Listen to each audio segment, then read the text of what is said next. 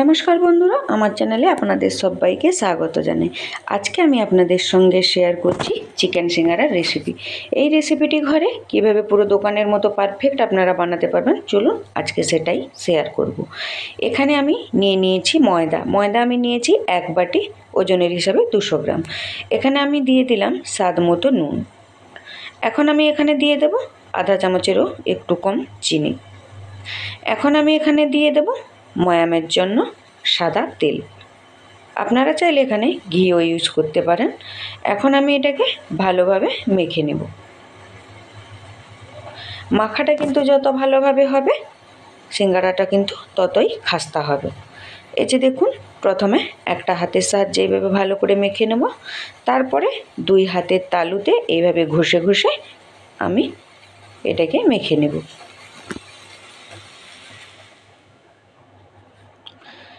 এই যে দেখুন, ময়দাটার লুকও কিন্তু চেঞ্জ হয়ে গেছে। এখন এটাকে আমার মাখা কমপ্লিট হয়ে গেছে। হাতের মুঠি করলে মুঠি হয়ে যাচ্ছে, তার মানে এটা মাখা কমপ্লিট। এখন আমি সামান্য একটু জল দিয়ে এটাকে হালকা একটু টাইট করে মেখে নেব। এটাকে খুব বেশি টাইটও করব না, আবার খুব বেশি নরমও করব না। আমরা যে ঘরে রুটি বানাই তার থেকে একটু শক্ত করে আমি এটাকে মেখে নেব। এই যে দেখুন, আমার মাখা কমপ্লিট হয়ে গেছে। এখন আমি এটাকে রেস্টের জন্য ছেড়ে দেব, ততক্ষণ আমরা পুরটাকে বানিয়ে নেব সিঙ্গারার। এখানে আমি এই যে নিয়েছি একটা মিডিয়াম সাইজের পেঁয়াজটাকে আমি কুচি করে করে কেটে নেব। এই যে দেখুন, পেঁয়াজটা আমার কুচি করা হয়ে গেছে।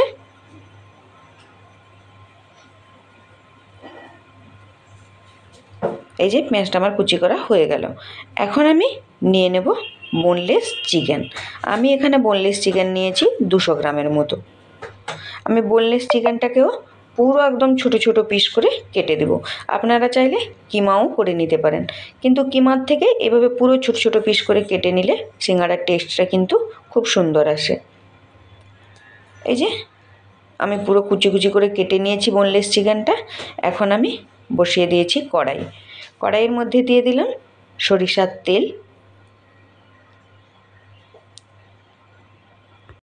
তেল এখানে পুরো ভালোভাবে দেখুন গরম হয়ে গেছে।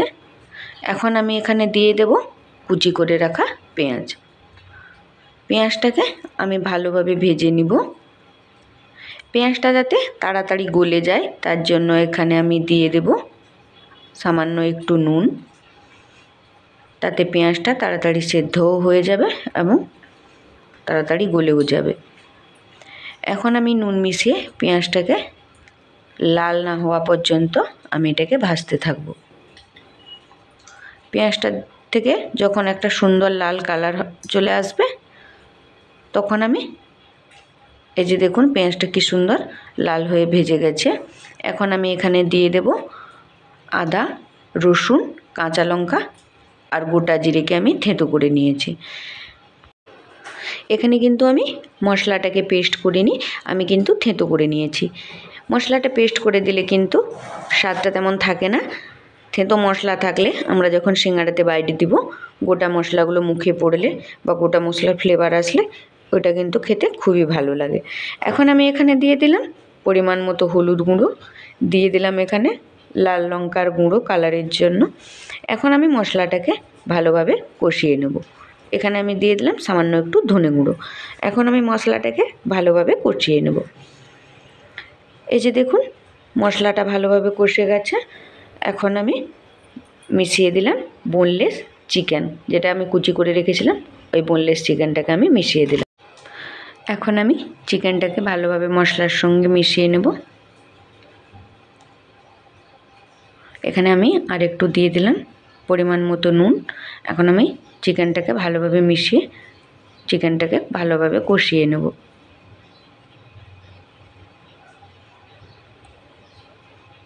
এই যে দেখুন চিকেনটার কালার কি সুন্দর এসেছে।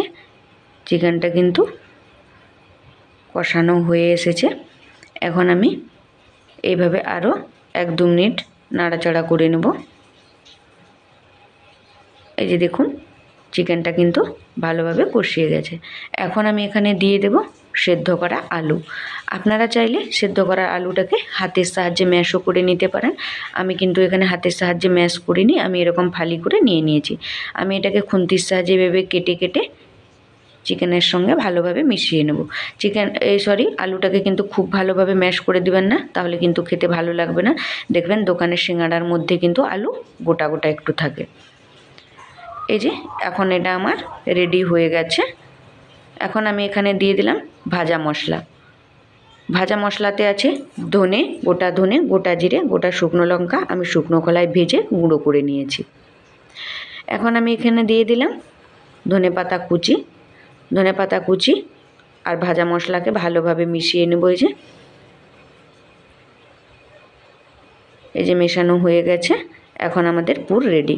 এখন আমি গ্যাসের ফ্লেম বন্ধ করে পুরটাকে ভালোভাবে ঠান্ডা করে নেব। এই যে এখানে আমি চলে এসেছি নেক্সট স্টেপে। এখন আমি যে ময়দাটা মেখে রেখেছিলাম ওই ময়দাটাকে নিয়েছি, এটাকে আমি প্লেন করে আবারও মেখে নিয়েছি। এখন আমি এখান থেকে লেচি কেটে নেব। এই যে আমার এখানে লেচি কাটা হয়ে গেছে। এখন আমি এই যে একটা লেচি নিয়ে নেব, এইভাবে তেল লাগিয়ে নিয়ে আমি এটাকে বেলে নেব। আমি কিন্তু রুটির মতো গোল করে বেলবো না, যেহেতু এটা সিঙ্গাড়া বানাবো তাই একটু লম্বা করে আমি এটাকে বেলে নেব।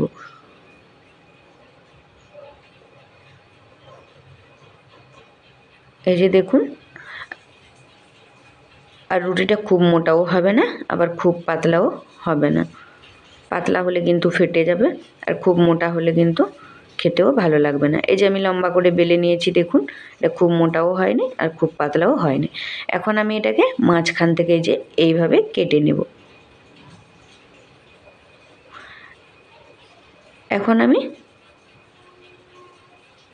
সাইডগুলোতে সামান্য একটু জল লাগিয়ে নেব।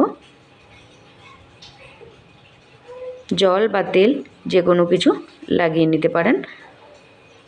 এই যে আমি প্রথমে তেল লাগিয়ে নিলাম, তারপরে সামান্য একটু হাত হয়ে জল লাগিয়ে নিচ্ছি সাইডগুলোতে, না হলে কিন্তু তেলে দেওয়ার সঙ্গে সঙ্গে ছেড়ে যাবে জয়েন্টগুলো।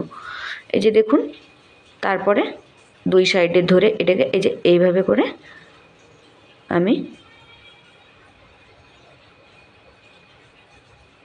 এই যে এরকম করে আমি এটাকে জয়েন্ট করে নেব।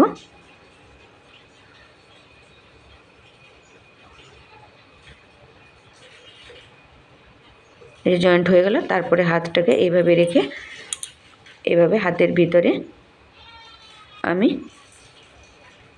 সিটটাকে ঢুকিয়ে নেব।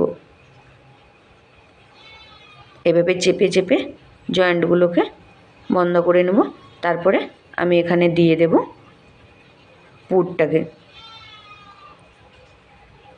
এই যে আমি পুরটাকে দিয়ে দিয়েছি, এভাবে চেপে চেপে দিয়ে দেব। এখন আমি আবারও সেম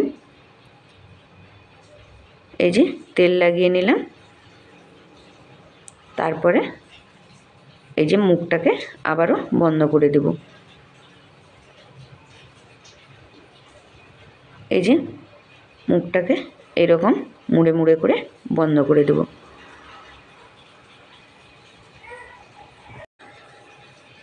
এই যে দেখুন, আমার একটা সিঙ্গাড়া কমপ্লিট হয়ে গেল। এই যে একটা আমার কমপ্লিট হয়ে গেল। এখন আমি বানিয়ে নেব আর একটা ডিজাইনের। আপনাদের যার যেমন শেপের পছন্দ ওই রকম শেপের বানিয়ে নিতে পারেন। আমি দুটো শেপ আপনাদের সঙ্গে শেয়ার করছি। এই যে দেখুন, সেম প্রসেস। আমি সাইডগুলোতে হাত হয়ে জল লাগিয়ে নিলাম, তারপরে এই যে এইভাবে করে সাইডগুলোকে এই যে চেপে চেপে বন্ধ করে নিব। তারপরে হাতের মধ্যে এইভাবে ঢুকিয়ে এই যে ঢুকিয়ে নিলাম। এখন আমি এখানে দিয়ে দেব আমি এখানে পুর।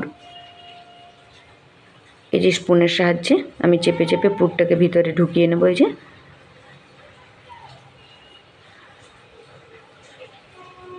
এই যে আমি ঢুকিয়ে নিলাম। এখন আমি এটাকে আবারও জল লাগিয়ে নেব, আর এই যে মুখটাকে বন্ধ করে এই যে প্যাকেটের মতো এই যে এইভাবেও করে নেব।